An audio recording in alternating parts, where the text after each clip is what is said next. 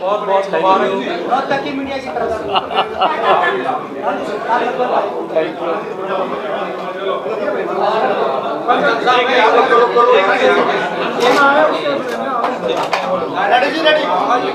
अच्छा सीएम साहब आज मीटिंग हुई जो चुनाव प्रबंधन को क्या कुछ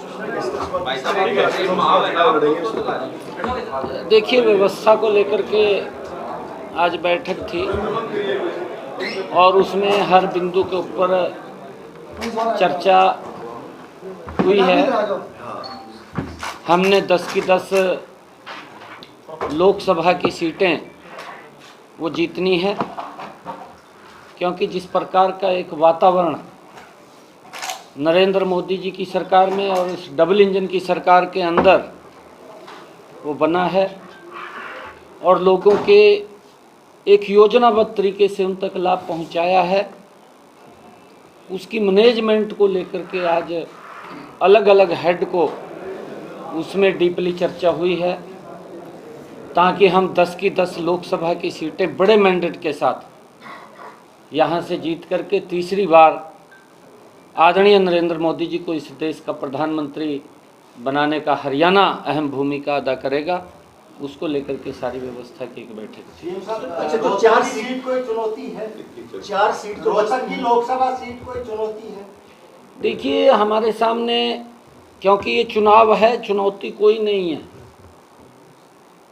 कांग्रेस का जो भ्रष्टाचार है, कांग्रेस का जो कार्यकाल रहा है, अगर मैं एक छोटी बात करूं, क्योंकि लोग भूलते नहीं हैं बातों को, कांग्रेस के समय के अंदर एक गैस का सिलेंडर लेने के लिए 3 दिन लाइन में लगना पड़ता था, नहीं भूले हैं लोग, आज भी जानते हैं। परंतु उसके अंदर जो सुविधा दी है वो नरेंद्र मोदी जी ने दी, और नरेंद्र मोदी जी ने वो लाइन तो ख़त्म की, परंतु उस माता बहन के घर के अंदर भी गैस का कनेक्शन सिलेंडर पहुंचाया, जिसके घर के अंदर 75 वर्षों में कांग्रेस ने नहीं दिया था, वहाँ भी नरेंद्र मोदी ने दिया है। इस बात को लोग समझ रहे हैं कि ये सरकार अगर कांग्रेस की आती है तो भ्रष्टाचार गति से बढ़ेगा, और अगर नरेंद्र मोदी की सरकार बनती है तो विकास की गति तेज गति से आगे देश बढ़ेगा। ये लोग बिल्कुल समझ। लेकिन वो ये कह रहे हैं कि ये लोकसभा का परिणाम हरियाणा की राजनीति तय करेगा और कांग्रेस की विधानसभा में सरकार इस सीट की जीत की वजह से बनेगी। ये पिछले बार भी बोल रहे थे, जब बापू बेटा खड़े हुए थे, आपको मालूम है, शायद आपके पास उनकी कोई बाइट होगी, भाई ये चुनाव तय करेगा अगला विधानसभा का, बोला था उन्होंने, पिछली बार भी बोलते हैं, परंतु लोग निर्णय करते हैं। अच्छा, 4 जो सीटें उनके बारे में कब तक निर्णय हो जाएगा? जल्दी हो जाएगा, जल्दी हो जाएगा। सर, आप बड़े हैं, क्या आपका विजन है प्रदेश को लेकर? देखिए, विजन जो नरेंद्र मोदी जी की नीतियाँ हैं, और मनोहर लाल जी ने बड़ा ज़बरदस्त काम गुड गवर्नेंस के अंदर हरियाणा के अंदर किया है। हमारी प्राथमिकता है उन कामों को मजबूती से आगे बढ़ाना।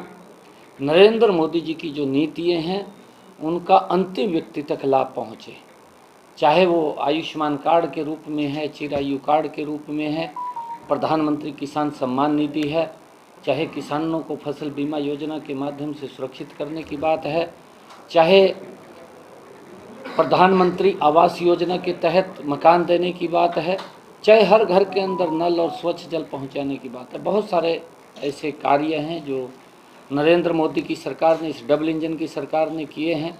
उन कामों को आगे बढ़ाना ये हमारी प्राथमिकता है, और लोगों को घर बैठे सुविधा मिले। आज मुझे इस बात की खुशी है कि अगर व्यक्ति की उम्र 60 वर्ष हो जाती है तो घर बैठे ही उसकी पेंशन लग करके घर में आ जाती है, नहीं तो वो 6-6 महीने तो कांग्रेस के समय में, ये कांग्रेस की सरकार थी, चक्कर काटता रहता था कि मेरी पेंशन बनेगी, और फिर सेवा करनी पड़ती थी। आज न सेवा की ज़रूरत है, न चक्कर काटने की ज़रूरत है, आज घर में उसके पेंशन बन करके आ जाती है।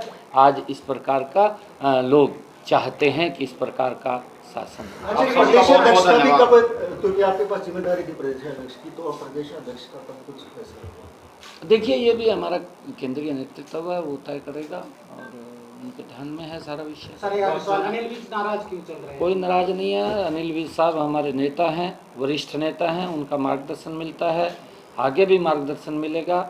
मैं स्वयं भी आदरणीय अनिल विज जी के पास जाऊंगा। हमारे चार बड़े चार नेता हैं। सीटों